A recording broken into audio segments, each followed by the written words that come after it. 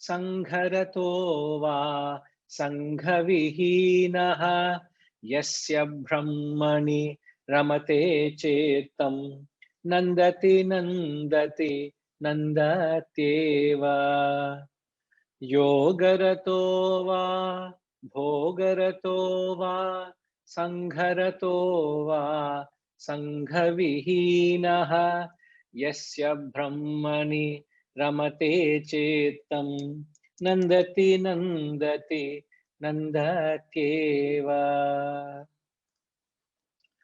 I'm sorry, apologies. I'm told he's not there today. He was there earlier. Fair enough. Otherwise, he's so prompt and available. Right. So can we have the translation, Hareji, please? Yogaratova, very, very famous verse, so often spoken. Problem is, it is misunderstood. Because it's famous, it's oft quoted, people keep talking about it, people keep referring to it and start. I don't want to say that. Let me read the translation. It says, one may revel in yoga. Yoga, rataha. Rataha means one who is reveling, one who is in company, enjoying spiritual discipline, or in bhoga. Opposite of yoga is one who is in having a time of maja. Life kya hai? Life has to have maja, no? Let's have maja. So he goes all out enjoying the world. You could be in company, whether you are living a life of a grihastha, you are in partnership, you are in company, or sangha vihinaha, you live a life of brahmacharya, you are a solitude, a loner, you lead a life of strict discipline, of no nothing. I don't want to be in any company. I am a loner. He says, it doesn't matter whether you are in bhoga, whether in yoga, whether in company or in solitude. What matters is, yasya brahmani ramate chittam nandati nandati nandatyeva. He whose mind rests in Brahman, he is happy. Happy, my dear, indeed happy. 3 times, not once. Huh? Only few verses, so few words in the verse, and even in that he says 3 times, 3 words he uses. Nandati, nandati, nandatyeva. He's not able to convey that joy. He's not able to convey that happiness. Yes, Ji, thank you. You should be able to connect with the spirit of the teacher. You should be able to connect with how difficult the master is having to convey what he has to convey. Words are very, very difficult. No, you can't capture the subtle through the words. So he is. No, why? Firstly, this verse is the most misunderstood. And where could you go wrong? I want someone to attempt who has perhaps never got an insight into it. Some of you heard many a time, you would know it. Even that there's no guarantee. But let's begin with someone perhaps who's never heard it, who doesn't understand the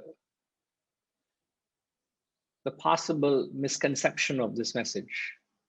What is the possible misconception here? Srinivas Kumar.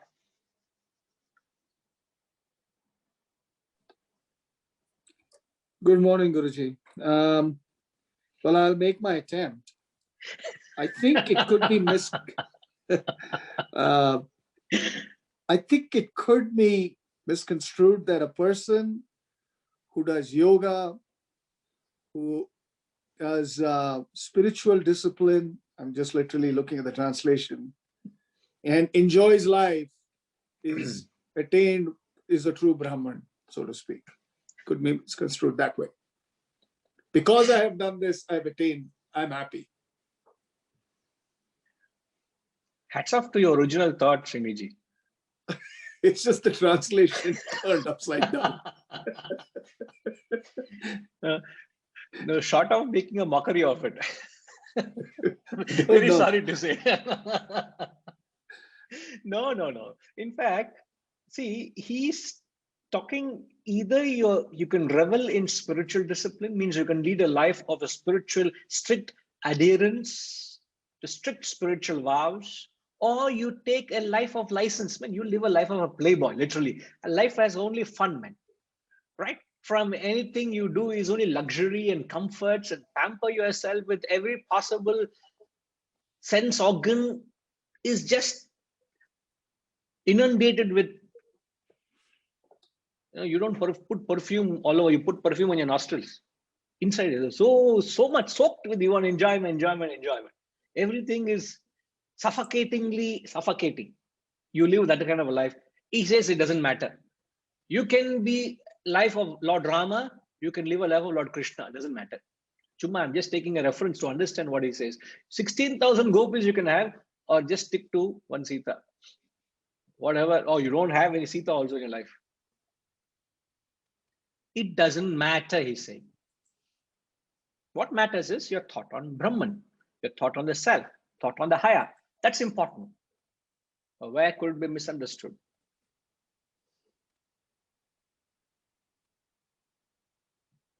Sriniji, keep thinking. I'll get others. Vijayji.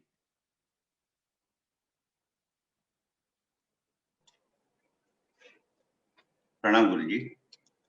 I think he's taking extreme examples in the pursuit of seeking in permanent and internal happiness. It could be through a process of meditation or yoga, or it could be generally having general fun. But neither of the extremes are not going to give a lasting happiness. And one who wants to be happy can still be happy always, so long as he is realizing his true self.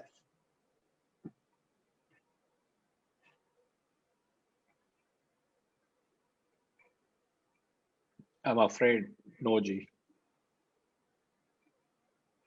My question is, it could be misunderstood. Oh, in that sense, this is not a license or anything to say that you can live whichever way, it does not matter. Only the true realization matters. It's not a license for that, perhaps. That's what he means. I mean, the same token, I can say that even having a yoga, it's not a license for doing yoga, but I think that is being very, twisting the argument.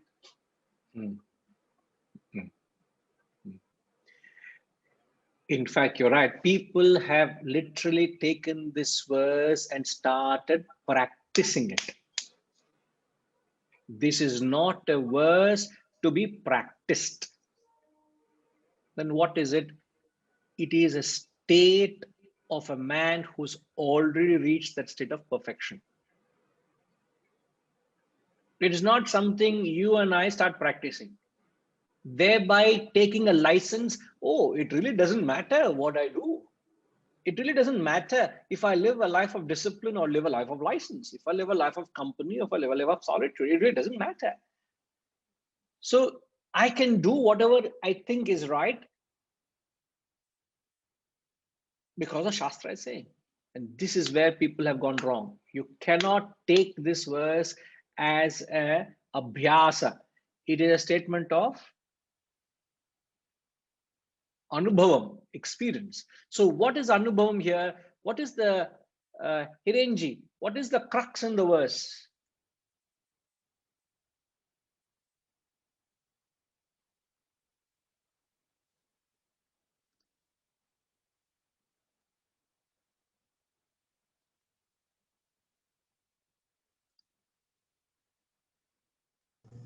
Yeah.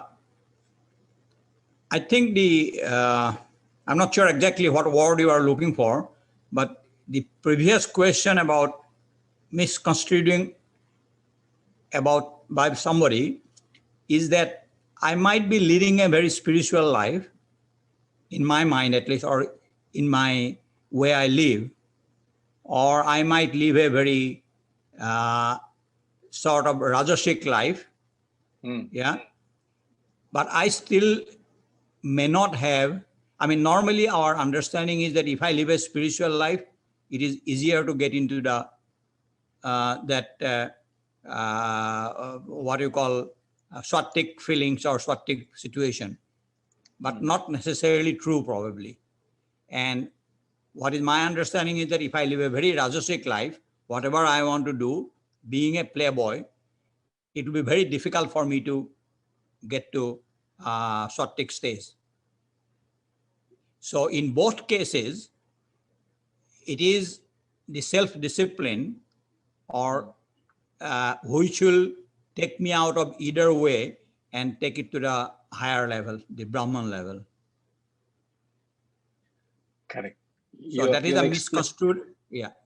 Yeah, you're explaining in your own way. And misconception is they take it literally, people misconstrue it that way. You're right, you're very right. In fact, people start justifying because the verse conveys spirituality is not measured by your physical status, is measured by the state of your mind. So therefore they say, since it doesn't matter where I am, and I can justify and say, oh, my mind is on the higher, because I could be uttering flowery speeches, I could be chanting mantras, I can be singing hymns, I can be doing various rituals, believing myself that my mind is on the higher, fooling myself actually. Yeah.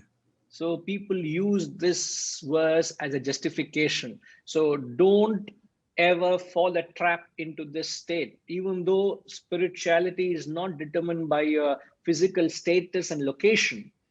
It is determined by the state of your mind, but you will have to have enough substance to justify that your mind is established on the higher.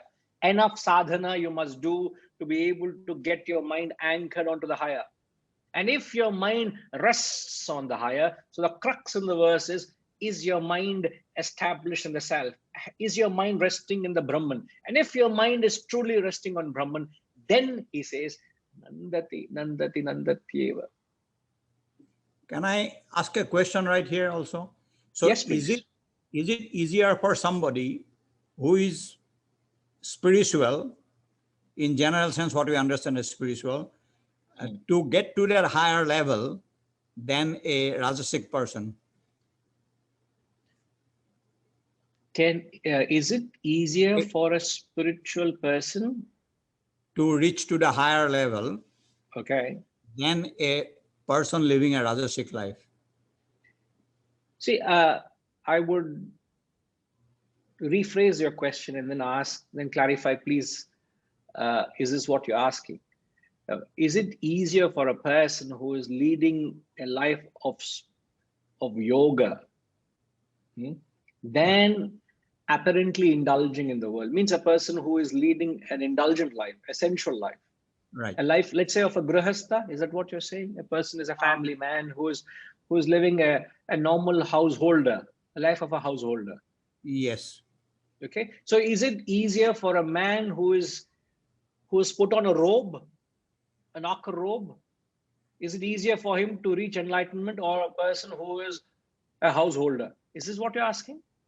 Not exactly. When I mean definition of my spirituality is that you talked about last week probably, is there are certain rituals which are common elements of rituals, by doing pujas, doing this, going to Tirupati and stuff like that. But there are other things beyond that rituals, right?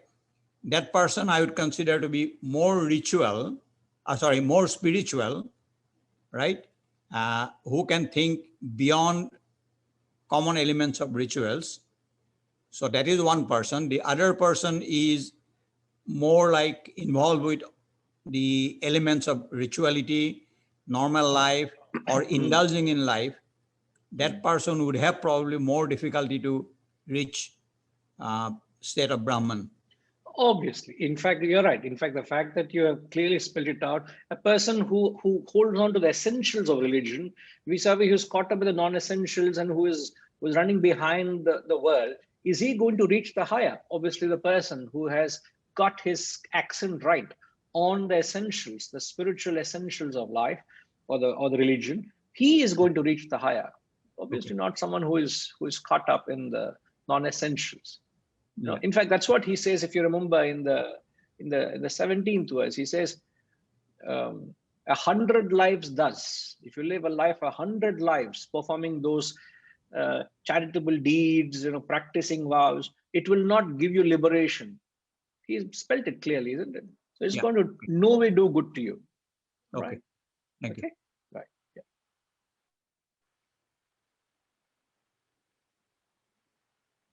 So having set the cruxes to shift your mind on Brahman, that the biggest challenge is to shift your mind onto the self. So it is to draw the mind where it is preoccupied, pull it from that and plant it on something higher. That's the challenge. And if we are able to achieve that, you have got the bull by the horns. And there, once you do that, it really doesn't matter, he says. It really doesn't matter the location. Now, I keep taking this context of a simple example through a little story of two friends who were very dear childhood friends. They grew up together in school. Their families were friends. They used to play every evening. They grew up to go to the same college. And as they grew up with both of them got married, they have families, but at some point they realized they had certain different interests. Every evening they used to meet, but they used to part ways for an hour or so and again meet after that. For that 1 hour, one fellow was very spiritually inclined. He used to go to satsangs. He used to go to temple and do some seva, sit in the bhajan there. You know, he used to do some spiritual activities. Other fellow was very much interested in the sensual world. So he will go to a pub, they'll sit in a club, play some cards, have a couple of drinks, not get drunk, but just that company and come back, and then they would go back home. This was a ritual they were following. But the fellow who was in the temple, all the while his thoughts were, man, look at my friend. That fellow, he is having maja. He is at the right place. I look at me, I look at around me, everybody are oldie goldies. Either they are gray hair or no hair. And what am I wasting my time around them? He would constantly curse himself. I said, am I doing the right thing? Am I doing the right thing?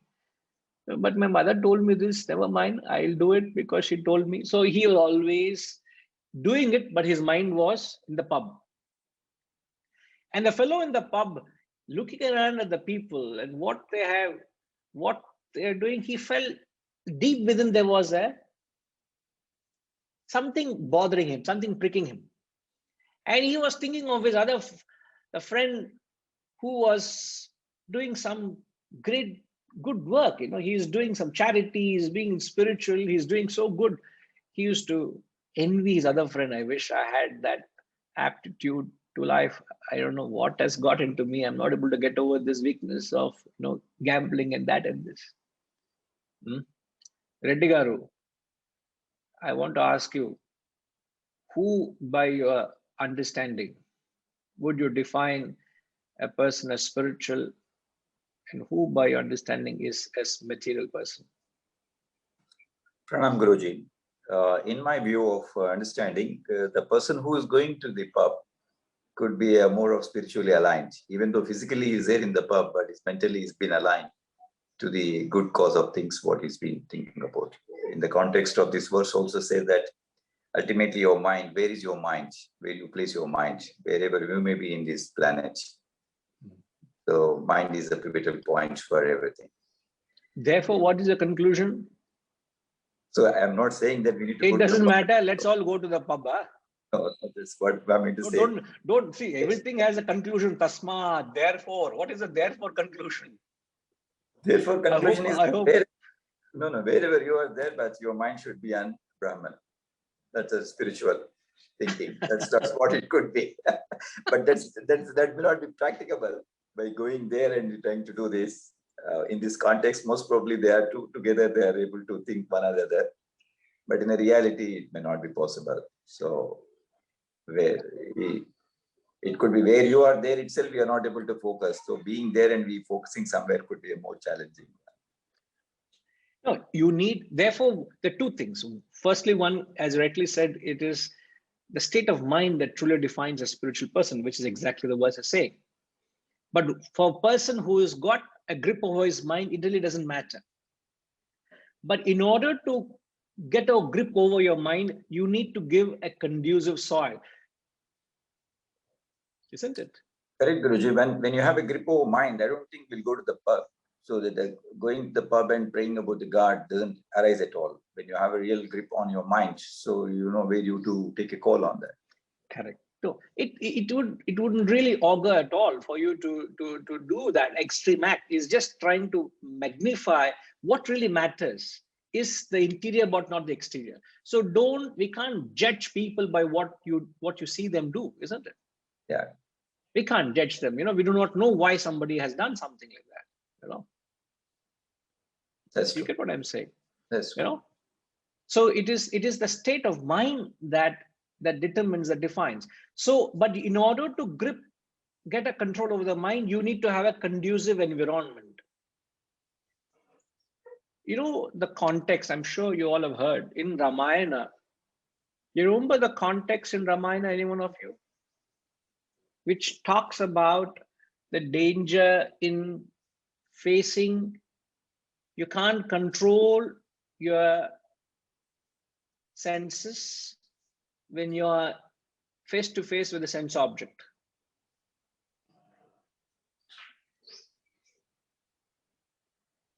I can't tell a person who has a desire for alcohol to control the desire when he's in an environment where there's alcohol being provided. Or in a pub, you can't tell him practice self-control, man. What self-control, sir? I'm going gaga over it, and you say self-control. Perhaps when there is no alcohol anywhere near him, no thought of alcohol, there's some control. But the moment the sight of it, that fellow is falling, he is doing Shashtanga Namaskar to the what? In Srinaji. Something is connected somewhere, looks like. Yes, it did. It did, huh? Shashtanga Namaskar to the bottle, huh? My last company which I ran was all breweries, brew pubs. Oh my So God. it was Annadatta for us. Annadatta. No, I didn't mean I didn't mean in that sense. Annadatta Sukhi Bhava. The more beer people drank, the safer I was with my employees. Yeah. Remember, so it's you get what I'm saying. It's impossible to control your desire for a sense object when you are in midst of sense objects. It's impossible. You all remember the context? Any one of you remember the context? Shurpanaka as a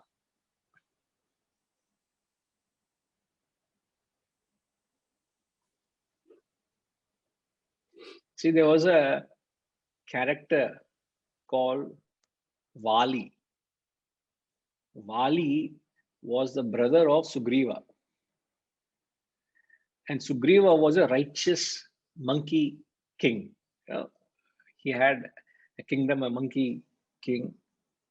He was a very righteous person. But Vali, his brother, is symbolized as a very sensual person.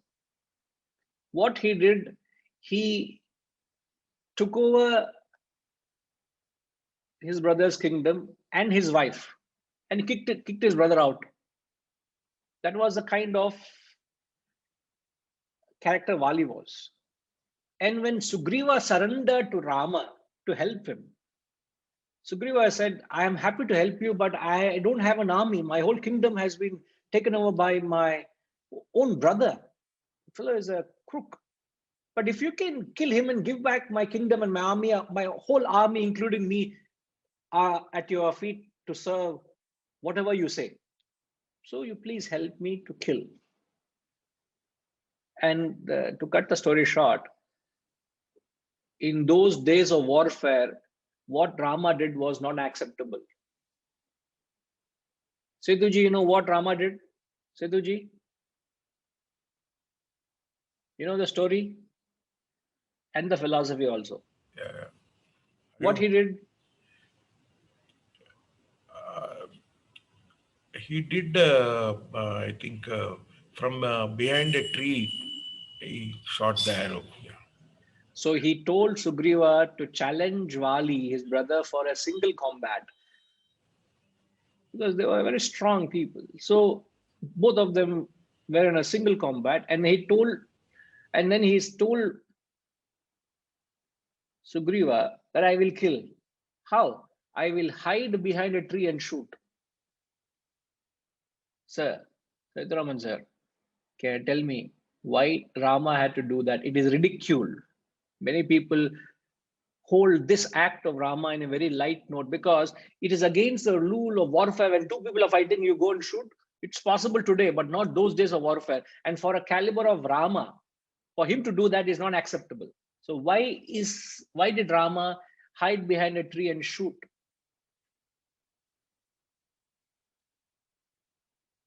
Yes, sir, Setuji.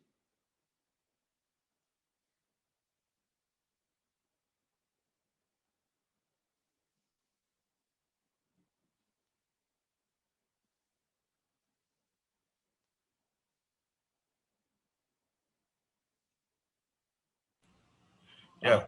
Hariom. What he did is not wrong because he was establishing dharma. What is dharma? All right, that's a very generic explanation, but in the context of what we are saying, what are we trying to say? You want to conquer sense objects, you can't face the sense objects and conquer them. What you got to practice? You got to practice first physical withdrawal, then mental withdrawal, gain the wisdom and conquer it. That's how you do it. You can't face to face, you can't conquer any sense objects or weakness because it's too powerful. We'll fall a prey to it, which is conveyed in Ramayana. Any idea? Any other guess, Sidhuji? All right, no problem. Anybody else? Rajiv ji, any idea? All right, no problem. Hari ji, boliye. Hari ji.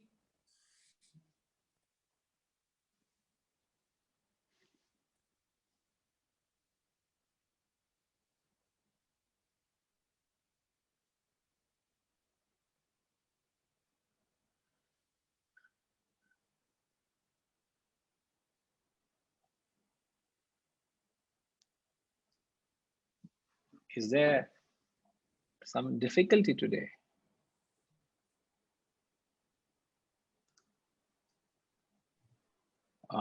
Yes, ji. Hariom. Yeah. Yes, Hari ji. Can you give the rationale? What does it symbolize? Any idea? It is giving a indication to the normal being to do the righteous thing. Sometimes you can adopt unrighteous means. No. I don't think that's the message there. No, we can't take law into our hands. You can't say, I will do an unrighteous thing to establish a righteous cause. We'll get into trouble. I don't think so, sir. We should not do that. I don't think that's the implication there. Certainly not. Okay. Okay. Gayatri Ma.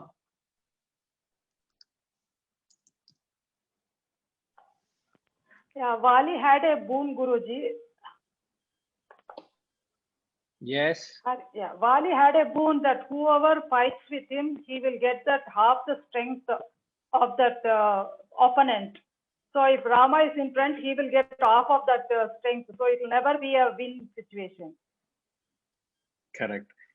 Vali had a boon that anybody who would face him one-on-one, face on face, half the strength he would get, plus his strength. So it was impossible to beat Vali because he's invariably stronger than you. And Vali symbolizes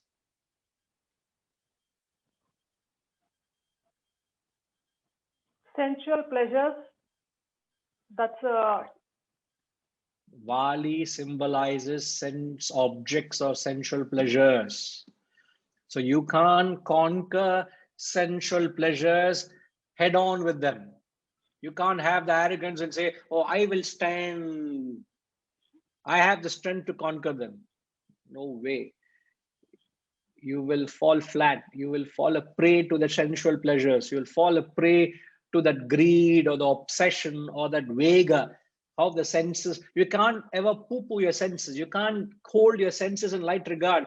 The senses are so powerful, and the sense objects will take half your strength away. Therefore, Rama had to hide behind a tree to shoot Vali to convey this message. You can't conquer your sensual temptations, the weakness for them in its presence. So you can't practice, get a grip over your mind being in the pub. You will have to be in an ashram. You have to be in a place which is non-conducive for that which inflames your desires. Gain knowledge and withdrawal from the world. These are the two essential tools. You got to withdraw from the world and gain knowledge so that you develop a passion for the higher. You get established in the higher, as a result of which you will learn, you will develop a dispassion for the lower. This is the abhyasa, this is the practice. So you can't practice being in company. You got to practice two things. Sriniji, I just want to ensure you got it right, or whether you captured it. What are the two things you got to do to get a grip over your mind?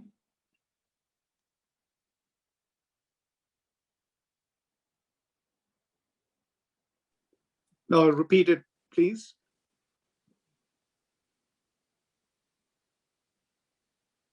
Repeat Pandamata. My God. Very, very tough I am today.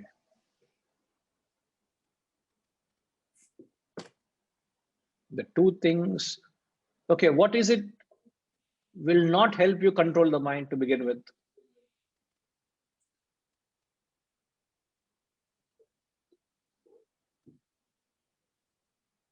Where is your mind, G? No, where you will. I think if you use the example that you are in a pub, the situation where you are does not help you control the mind. That's correct.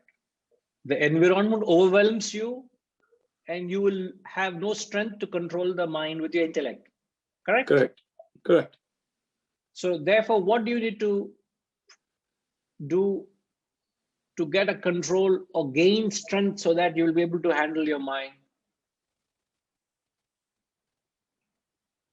You don't have the desire that you want to go there first. That's one way to think about it. No. Desire is not going to go that easily. It's going to be there for a long time. A desire is not going to die that easily. No. But it's what we're talking about, controlling the desire. What first comes control of the desire. At the later stage comes the desire dropping away. I'll give an example of my own example. I'll give you all.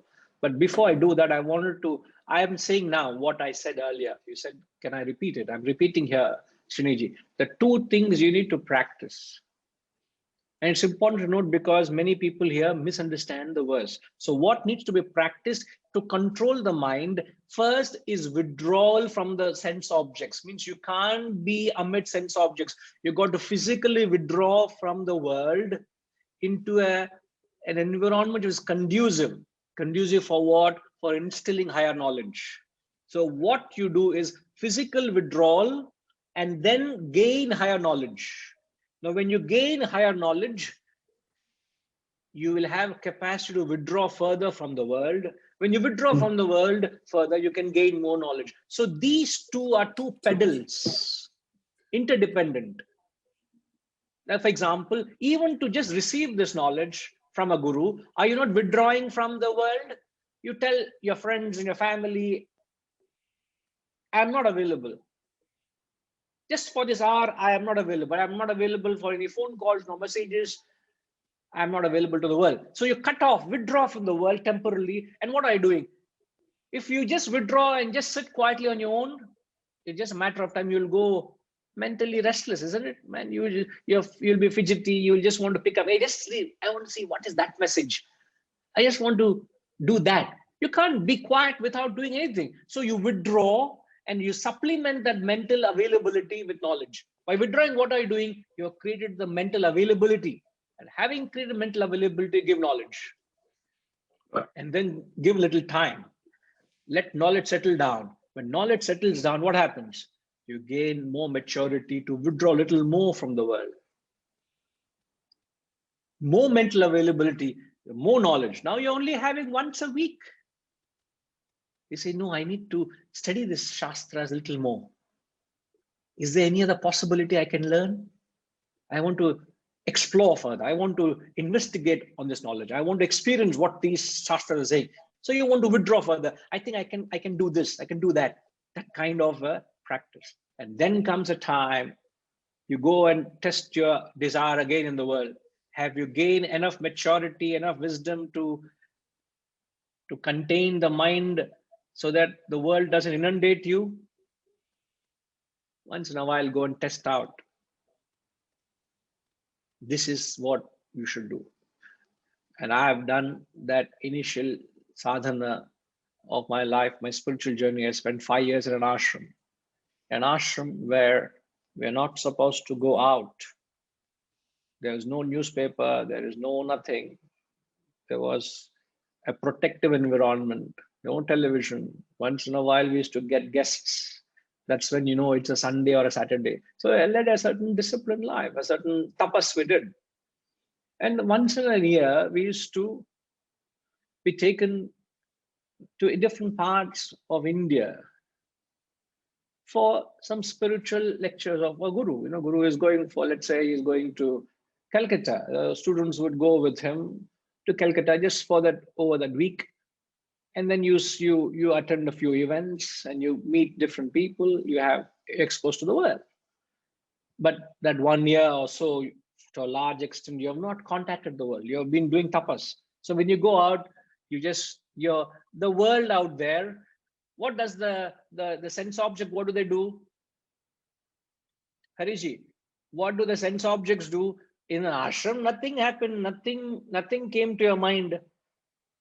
Why nothing came to your mind? The sense objects didn't entice you. They were not there. No sense objects. In fact, I had a friend, a very dear friend, a colleague of mine. He used to say, he went up to Swamiji in the interview and said, Swamiji, there's nothing under the sun I've not done. Am I qualified to study? I want to study this. And I know all that I've done, and I understand it is all stupid, but I'm inspired to learn this knowledge. I consider you as my guru. Am I qualified to enter Vada? So just Chuma Vada. And he entered. So here is a man who has lived a life, who was a entrepreneur, was successful. I said, I've experienced life. I've traveled the world. I've seen, I've had maja. There's nothing that I've not done. I want to now plunge into this. Am I worthy of it? I said, please come. He understands a relative hollowness. I know what the world has to offer. Now I want to pick up this. Then he was telling how after spending a year, when he went back, when he was exposed into the world, how did that mind behave? The mind still had that vasanas, no? Just because you understand it is not everything in life doesn't mean the vasanas drop off. So after 1 year, you go back, what happens? How did the mind behave? Is the mind have the same velocity? Does it still come like a tsunami and pull me away? Or is it just still a considerable heavy wave which can put me off balance? Or is it just the water that just comes and washes my feet at the shore? What is the intensity of that wave? Now, as far as I was concerned, my challenge was, you know what? Don't laugh at me, please. Huh? I was just 16 when I joined the ashram, and my challenge was, any guess, Rajima, what my challenge was? No idea, Guruji. You know, my challenge. Okay, let me ask Vijayama. Where is Vijaya? I hope she knows me enough. Huh? You never heard this from me before? I don't know. Don't know. So there's still a lot to know about me then. You know, my biggest challenge was vada pav.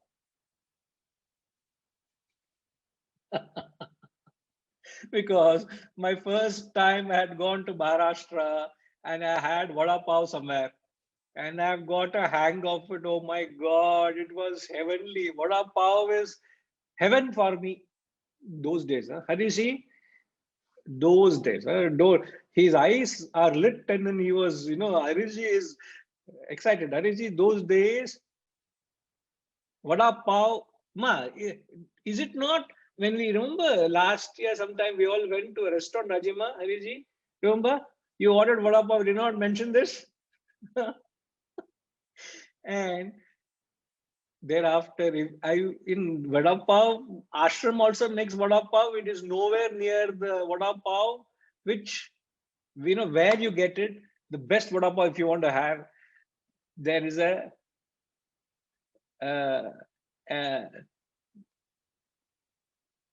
railway station. When you're coming from Bombay to ashram, there is a station called Karjat. And Karjat to Lonavala is actually a hill. So that's where the train which comes from Bombay, they get additional 2 engines to just push it to climb the steep. And the train stops for 5 minutes. And that is the time these fellows completely inundate you with vada pav. And I must tell you, the best vada pav you get is in Karjat station. Now, how hygienic, how healthy and all, forget it. Once in a year when you go out, you're looking forward for that vada pav, man, because ashram was sattvic food, bland, no salt, no spice, no this, no that. So we used to look forward for vada pav. And I tell you, when the vada pav used to come, we used to whack it. Next 2 days, no meal, you know. But this is the little you let go of your frustration in ashram. Not really a frustration, but you really want. No. Recently, also last month, we had gone to Maharashtra. Vijay all knows this. You know? And as we approached a place, there was a restaurant. And what was the picture on the restaurant? There was a picture of vada pav. And 30 years, it's more than 30 years. And the first thing I said, oh, I hope we get good vada pav here. So now you know how difficult Sriniji is to get rid of a desire. It's not that easy. So let us be very genuine. I'm being very upright. It has taken 30 years for me to conquer desire for vada pav. Other desires, I don't know. But if I drop the desire for vada pav, I think I'll attain moksha. I'm just kidding. But what I'm trying to tell you is you can't conquer the desire. You can't conquer the desire. Facing head on with it with arrogance. You got to take a step back, fortify yourself, strengthen your intellect with this wisdom, and then go back into the world with such conviction, strength, you will walk out without being overwhelmed by the sensual pleasures or sensual temptations. Now you can give me a buffet of vada pav. I will go in and walk out without being affected by it. It is not the question of vada pav, it's a question of the mind. See, so any temptation for that matter, the question you got to ask is, do I control my mind or is my mind controlling me? You got to ask this question. The moment your mind controls you, you are a slave. You control the mind. Finished. And it is not the quantum that determines whether you are controlling or not. The difference between sense control and sense indulgence is very fine. Can anybody give me the difference between sense control and sense indulgence? And it's a very thin line. And it is not quantitative. I'm giving you a clue here. The cue is, it is not quantitative. Now, who's quantum? Still sticking to vada pav. Sriniji, have you had vada pav? How many you can have? How many vada pav you can have on a go? I don't think I can do more than justice than two. 2 plates. In Chowpatty, it used to be very good. That I'll remember that on the beach. Okay, so 2 plates na 4 vada pav. Nalvada. Yeah, that's quite substantial. Even now, you can take 2 plates. No, no way. I don't think so. No. I'm saying with those days. Those days, okay. So imagine if you had 4 plates. Look at that fellow hogging as if he has not eaten food in his life. You would say that fellow is indulging, isn't it? Correct. If a person eats just 1 plate or half a plate, I'm fine. Thank you. Oh, look at his self-control. He's not even having anything more than 1, you know. So people think quantitative contact is self-control and quantitative overboard is sense indulgence. This is not, please, you got to redefine your understanding of whether sense indulgence or sense contact. We have to establish sense contact with the world, isn't it? Your eyes have to see, your nose has to smell, your skin has to touch, your sound through the ears. It is inevitable. You can't run away from the world, can we? So you have to establish contact. Then what is the difference between sense contact and sense indulgence? Anybody who has an answer? Yes, Setuji.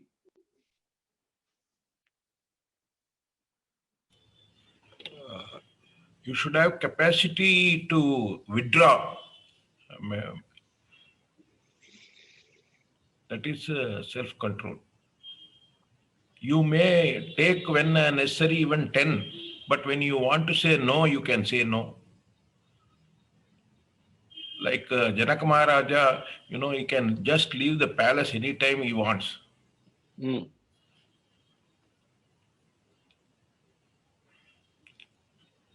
And what is sense indulgence then? Self-indulgence is you want more and more. You fall prey for it. You have craving. Here there is no craving. In fact, you answered it in your own words. Sense contact is, let me describe sense indulgence first. Sense indulgence is when you establish the contact with the sense object by the mind, it is indulgence. When you establish a contact with the sense objects with the intellect, it is self-control.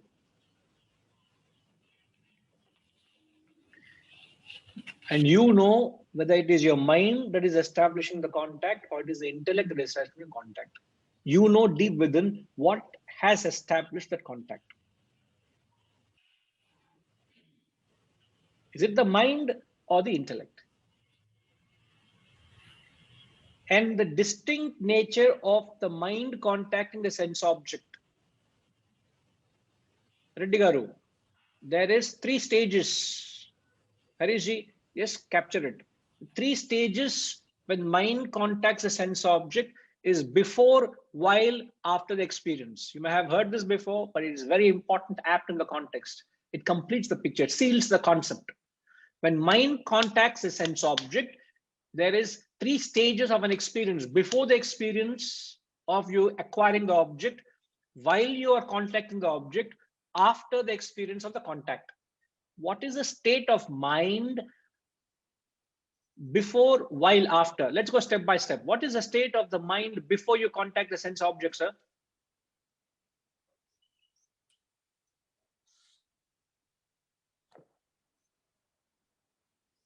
Are you able to think along with me? Are you with me, sir? Yeah. What is the state of mind? You don't have the object yet. It is very much in your sight. But what is the state of your mind? But it's keep thinking about the object. I wouldn't use the word thinking. Thinking is a rational process. A desire. Thoughts are, it's a desire. Yeah, it's desire. not just it's a desire, also can be a latent desire, isn't it? Right. Now the desire may still be there for vada pav in me, but I am not, the thought doesn't come. I don't go in search for shops for vada pav. I'm sure I've had vada pav last when somebody took me there. After that, the thought of vada pav only came now in my mind when I take an example.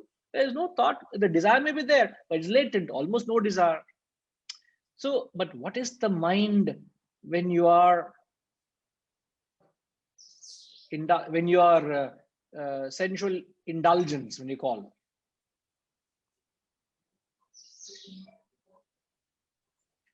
I'm only saying desire is a very mild form of describing it. Hariji, don't answer, please. What is the state of mind before the experience? As Setuji has put it, your mind is craving.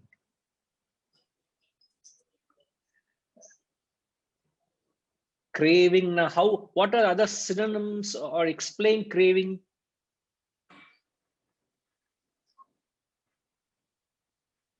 Srinivas, just still hold on. Rajima, explain craving to me. The mind is always preoccupied with the thought of acquiring and the object of desire continuously, and creates more anxiety and in the mind to get the object of desire. So the mind is Constant. longing for the object. There's a longing. Yeah. There is a constant thought. Almost you are worshipping it. Yes. Isn't it?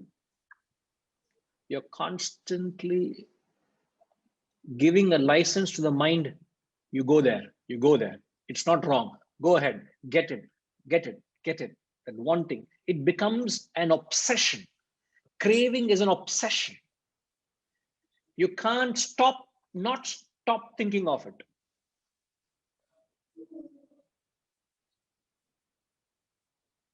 And isn't it possible that your mind has got craving for something or the other? Yes. Right now, all the time. In fact, right now, if you are conscious of it, your mind has become a slave to something and it's constantly worshipping it. It's constantly stuck to it. You're not able to take your mind off it. And all this can be compartmentalized under sense indulgence. Huh? This is sensual indulgence. You may not even have the object. Much before the object you are contacting, your mind is worshipping it. Craving for it, obsession. Now, let's say out of your effort, or you deserve it, you've got the object. Your sense object is there. Once you've got a sense object, what do?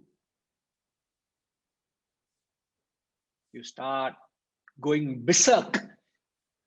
You go recklessly, you go and start contacting it. You start hogging. You start just giving an overdose of everything. That's called indulgence. When you have got the object, you start soaking yourself with that experience, thinking it's the end of life.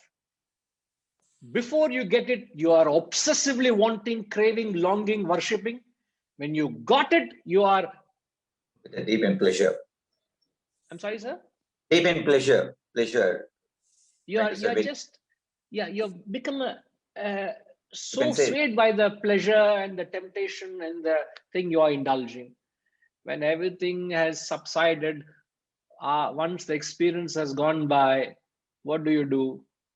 Again, we'll start the story. Journey will start again. No, that is okay. It's an unending journey. But I'm talking about that particular experience. I'm still holding on to one experience here. After the experience, what do people do usually? Srini Kumar ji, boliye. Well, you have a sense of accomplishment, contentment for short term. Accomplishment. என்ன பெரிய accomplishment இது? Mount Everest climb பண்ணீங்களா? Accomplishment இது. Well, it depends on what the desire was, right? Okay.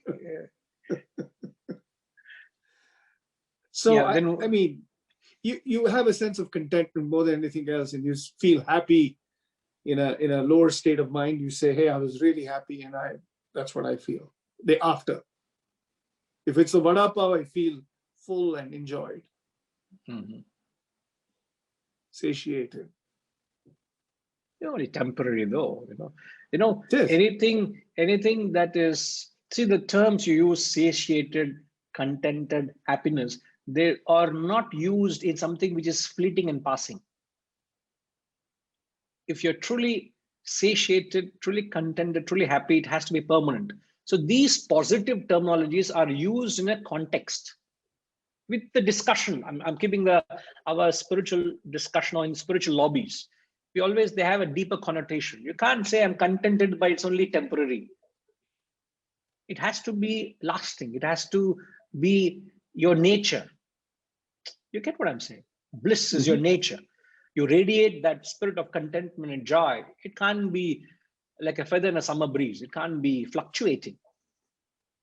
But still going along with the flow of the mind, describing indulgence. Before the experience, you are craving.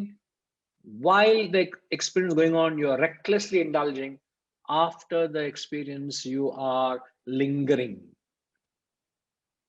Invariably, you allow the mind to run wild into the joys that you have derived from the sensual experiences. You just mentally relive and rewind and repeat that mental memories of past. All these three sum up a life of sense indulgence. A man of self-control would do neither. He will not crave, he will not indulge, nor would he linger. He will go into the contact of sense object if required. Royally, he'll walk into the sense object, contact it, end the perception with perception, move on. So it's a clean slate from the beginning to the end. And that perception began, perception must end. You go through it for what it's worth. Somebody wants to take you out for a meal. You go and have a lovely meal, a lovely time. But you don't start craving or creating desires for more. You can't keep thinking and wanting and worshipping it for more and more. It may come, it may not come. But you may always walk into it next week, the rest of your life, but without a wanting, isn't it? That's very much possible. So mentally, you must be a clean slate. That capacity where you master the mind, that is known as self-control. And such a person, to him, whose mind is attached to the higher, He's able to practice self-control because he's got a perfect mastery. He's total dispassion to the lower. Such a man, he says, to him whose mind rests in the higher, here he is a happy man, indeed happy man. Your mind can either be in the world or on the self. The question is, where's your mind? It can't be, say, here and there. It's either there or here. So if it's on the world, you are craving, you are indulging, you are lingering. And one who has conquered his mind and planted on the higher, there is no craving, there is no indulging, there is no lingering. This is the acid test, litmus test, the real test to tell you. And this is what defines, Reddy Garu, whether you are a spiritual man or a material man. It's not where you are. It's not like a friend who is in the pub or in the temple. It's not the location. It's the state of your mind. So you know how spiritual you are. You know how material I am. Because it is truly the state of mind that defines. It's not, I can put namams and tilaks and garbs and still make a fool of myself. I can impress the world, but not myself. I'm making a fool. So this is a very, very powerful verse, a very powerful concept, but not to be practiced. What you practice, something else. But this is the state you reach. Once who reaches that state, for him, it doesn't matter, man. Because his mind is truly mastered it. Okay.